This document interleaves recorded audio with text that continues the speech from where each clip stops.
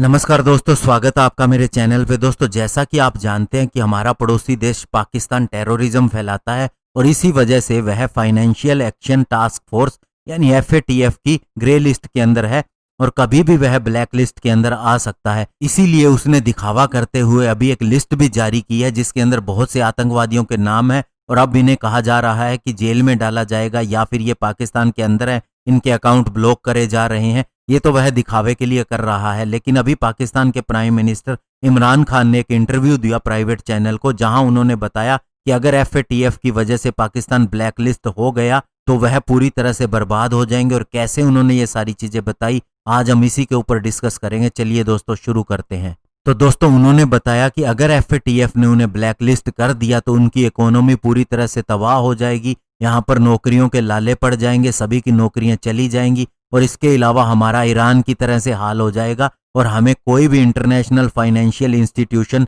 पैसा नहीं देगी, ना ही हमारे साथ डील करेगी। और दोस्तों, पाकिस्तान का रुपया डॉलर के मुकाबले पहले ही 100 रुपए क्रॉस कर चुका है और बहुत बुरा हाल है उसका। और उन्होंने कहा कि अगर एक बार फिर से अगर ऐसा हुआ तो रुपया कहाँ तक गिरेगा ये हम कह नहीं सकते। और इसके अलावा हमारे फॉरेन रिजर्व भी नहीं है जो हमारे रुपए को सेव कर सके। और उन्होंने कहा कि अगर रुपया गिर गया तो सारी चीजें कॉस्टली हो जाएंगी, चाहे वह इलेक्ट्रिसिटी हो, गैस हो, ऑयल हो। और जबकि ये सारी चीजें ऑलरेडी पाकिस्तान के अंदर महंगी और लाइट वहां पर बहुत से एरियाज के अंदर आती नहीं, आती भी है तो उनके बिल हमारे से 5 से 6 गुना ज्यादा होते हैं। और इसके अलावा दोस्तों, उन्होंने ब्लेम लगाया इंडिया के ऊपर कि इंडिया उन्हें ब्लैक लिस्ट करना चाहता है और कहा कि इंडिया चाहता है कि पाकिस्तान पूरी तरह से तबाह हो जाए और वे ऐसा कर भी रहे हैं और पिछले 2 सालों से कोशिश कर रहे हैं कि पाकिस्तान ब्लैक लिस्ट हो और इसके लिए लॉबिंग भी कर रहे हैं इंटरनेशनल कम्युनिटी के साथ।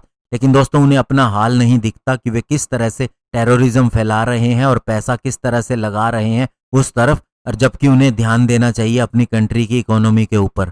और आपको बता दें दोस्तों, FATF एक्चुअल में चाहती है कि फाइनेंशियल कंट्रोल जो भी हो वो ट्रांसपेरेंट हो पैसे को लेके और किसी भी तरह से टेरर के लिए या मनी लॉन्ड्रिंग के लिए इनका इस्तेमाल ना हो। ये पेरिस के अंदर बेस्ड है और इसकी अक्टूबर के अंदर मीटिंग होने वाली है, जहां पर इसका मुख्य लक्ष्य होगा कि फ्यूचर में पाकिस्तान को कहां पर लिस्ट करना है। और लास्ट ईयर भी जो FATF की मीटिंग हुई थी उसके अंदर पाकिस्तान को ब्लैक लिस्ट में नहीं डाला, उसे ग्रे में ही रखा गया और उसे कहा कि आप हमें एक्सप्लेन करें कि किस तरह से आप फाइनेंशियल सेक्शन लगाते हैं यूनाइटेड नेशन द्वारा घोषित किए गए 1267 टेररिस्टों के ऊपर और अन्य चीजों के ऊपर। और इस लिस्ट के अंदर पुलवामा अटैक के मास्टरमाइंड मसूद अजहर का भी नाम है और 1993 के मुंबई ब्लास्ट के मास्टरमाइंड दाऊद इब्राहिम का भी नाम है। और दोस्तों, पाकिस्तान के अगर एस्टिमेट के हिसाब से जाएं तो पाकिस्तान को ग्रे लिस्ट में डालने से FATF के द्वारा उसे हर साल $10 बिलियन का नुकसान हो रहा है। लेकिन दोस्तों, फिर भी आप देख लीजिए, पाकिस्तान है कि